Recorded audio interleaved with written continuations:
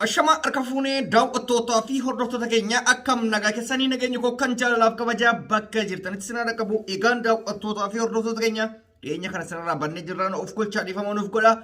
Daawwattootaa fi hordoftoota keenya odeeffannoo cimaa keessaayyuu iccitii cimaa ajjeefamuu artistaa Haacaaluu Hundeessaa irratti gocha raawwatameen wal qabatee mucayyoo artistaa Haacaaluu Hundeessaa ajjeesuu shakkamte Lamroot Kamaal akkamiin mootummaan ji'a sadii qofa murteetti dabarse jiini sadii sunuyyuu kan hidhaa keessatti dabarfatte jechuudhaan dhiifama gaafatte akkamitti gallakkisuu danda'e shirri jiru maali? Akkasuma hidhamtoota shakkamanii maqaa artistaa Haacaaluutiin umriin guutuu hanga waggaa 24 itti murtaa'e akkamiin murtaa'e kan jedhullee irra dubban kana qofaa miti. Iccitiin cimaan miidiyaa hawaasaa kanarra deemaa jiru xalafamuu yookaan immoo bilbilli Taayyee Danda'a hatamuudhaan iccitiiwwan mootummaa keessatti haasa'amu kan wal qaban keessayyuu gareen Shimallis Abdiisaa fi gareen Taayyee Danda'a akkamitti walitti bu'iinsa cimaa keessa jiran wantoota balleessaa turan hunda akkamiin wasaaxilaa jiran kan jedhu tokko tokkoon isin biraan gahaa jechuudha. Amma xumurata na hordofaa Reedii Adam Tuubi. Namoonni chaanaalii keenya faariyaatota subscribe gochuun maatii keenya ta'a. Egaan waa'een artistaa Haacaaluu Hundeessaa gocha hamaa yoomiyyuu Oromoo keessaa bahuu hin dandeenye kan ajjeefame caalaa amma isa lammaffaa ajjeefame kanatu nama ajaa'iba. Mucattiin Lamroot Kamaal jedhamtu nama artistaa Haacaaluu Hundeessaa fuutee manaa baatee achiin hambifte. Tokko ofiif ajjeeste tokko faala mijeessite jechuudha.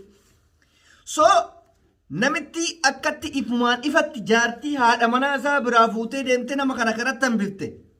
Mootummaan waggaa meeqa akka nama hidhaa teechisu hoteela teechisaa ture. Amma dhuma irratti namoota waan kanan godhin umrii guutuu itti faradee gochuu baataniiyyuu namoota kallattii dha'uun silaa irratti murtaa'uu qabu murteessuu dhiisee Lamroot Kamaal guyyaa qaleessaa osoo uummata Oromoo garaan gubatu ji'a sadii murtii ji'a sadii namni artistii hangana ga'u kana galaafate nama Oromoo biratti kabajaa hangana ga'u guddaa kana galaafate baatii sadii bichaa hidhame jechuun kana jechuun bakka gatiin qabu duuti gatiin qabu jechuudha.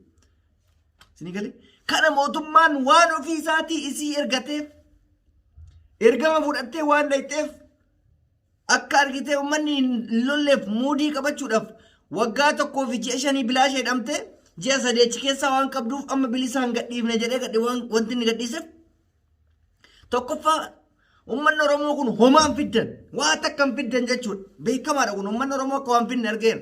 Homaan fiddanii jedhee bilisaan isii gadi baase. Warra shira irratti shirsiise. Xilaayee yaamii sanfa umrii guutuu hiisise amma fakkeenyaaf isa. Sila osoma isaayyuu ta'e xile yookaan xilaayee haa ta'u kan namitti tanaa haa ta'u kan nama biraa nama artistaa Haacaaluu Hundeessaa murtii xiqqoo akkanaatti kennamuun immoo akkas taate illee galee abiyyiin galaafadhee umrii guutuu jedhame maa qirra hin jedhu maan rakkoo qaba lubbuun eega jiraadhe waan barbaade achi keessatti namaan dubbadheetti hin jiraadha. Biyya wanti xiqqoon akka guddootti ilaallamtu wanti guddoon akka xiqqootti ilaallamtu kana keessatti dhiigni artistaa Haacaaluu Hundeessaa kaleessa biyya raasaa ture har'allee ganaa raasuuf deema. Hayni isaa tokko bahuu miti walakkaa hin geenye maatiin isaa gubatee jiraataa jira. Afaan hidhameetti abbaan isaa dubbatee jira abbaan artistaa Haacaaluu Hundeessaa amma dura dubbatee jira afaan tun hidhame kan nuu dubbatu Oromoon garuu ilmi isaanii kaleessa Oromoof akkasitti dubbachaa ture har'a Oromoon artistaa Haacaaluudhaaf hafuura takka na fuursine Jawaar fa'aaf hafuura takka na fuursine bor maaliif akka isaan eeggatu seenaa abboota isaanii san hunda dagatanii har'a abbaan barbaade keessaa galaafatee abbaa barbaade irratti geeraraa jira jechuudha. Garuu kana booda yoo artistiin biraa yookaan namni beekamaan biraa kan galaafatamu taate tasfaan tokkoo fi abdiin tokko akka hin jirre barree jira. Kana artistaa Haacaaluu dhugaa rabbiitti lammaffaa du'e maatiin isaatillee umrii isaa guutuu gubatee jiraata jechuudha. Maaliif hayni isaa awwaallamee jira. Namni kana booda baasuuf waan jiraatu fakkaatu sabni callisee jira. Silaa haqa jara kana haqayyoota gootota kana saba kana baasa ture. Artistoonni lafa jirtu tun illee sodaa lubbuudhaaf waa tokko hin dubbatanii dhugaana cinqe ka isaa jechuudha. Ka isaa asumaan isiniif xumura. Dhimma iccitii ba'uu Taayyee Danda'a harkaa telefoona mootummaan xalafee haala hamaa keessatti wal qeeqaa jiran irraa dubban. Shimallis Abdiisaa TV yookaan biltsiginnaan Oromiyaa kokkee huutee wal qabdee jirti. Torbee tokko ga'uuf deema walitti bu'iinsa hamaa keessa jiran. Sababni walitti bu'iinsa isaanii achi keessatti saamiinsa waan biraa isinitti fakkaatina saamicha isaan saba kanaa irratti godhan wal saaxilaa jiran. Siigale sababa sanii Taayyee irraa waan kana barbaaduuf moobaayila isaa jalaa xalafan. Gaafa moobaayila jalaa xalafan akka Taayyeen dubbatutti akka shira hin qabnetu dubbata beektanii maaliif ergamaa wayyaanis akka hin qabne yoo duratti aangoo kanarraa ka'anillee kaayyoowwan inni dubbate wantoota adda addaa xalafanii jiran. Kan Shimallis dabalatee kan tiimii Shimallis garuu akka jirtuun hattuu qabeenya saba kanaa saamuu qofa osoo hin taane akka silmiitti itti maxxananii akka gadhiisuu didan salphisaa jiran. Kun immoo bu'aa guddaadha nuuf. Rakkoon achi keessa jirtu ofii isaaniitiin ol baasuun isaanii waan guddaa. Abiyyi waan kanarratti waa tokko hin dubbanne. Wanni inni dubbachuu dideef ani hin beeku. Isiniif galee lachuu akka nama jaalala Abiyyi qabu Abiyyiif guddaa ta'anii mul'achuudhaaf wasaaxilaa guddaa saaxilaa jiran. Wasaaxilaa kana keessa immoo iccitiin mootummaa takka lama jedhee gadi yaa'aa jira jechuudha. Isiniif galee wal haa nyaattu. Kan immoo kan gochaa jiru. Isaan akkatti hin beekan malee dhiiga ilmaan Oromooti. Dhiiga artistoota keenyatti. Dhiiga hayyoota qabsaa'ota keenyatti. Wal nyaachuutti jirti. Dheengadda iccitiin ajjeefamuu abbootii gadaa karrayyuu kan bahe. Taayyee Danda'a biraa isiniin jedhee ture. Odeeffannoo kanaan iccitiin jalannaaf ergame dhaaba biltsiginnaa keessa. Argite kan OBN'n ol bahee zaahira shaneetu ajjeese jedhee ture. Deebi'anii warri Taayyeen durfamu akka abbaa gadaa san poolisiin Oromiyaatii fi ergama Shimallis Abdiisaatiin akka ajjeefame ifaan ifatti dubbatanii turanii jechuudha. Kana kan fide maali wal nyaatiisa isaaniitti ganaa akka kanaa olii shirri Jawaar Muhammad fa'aa irratti deemamu xiqqoo amma rakkoon jiru maali ni beektaa.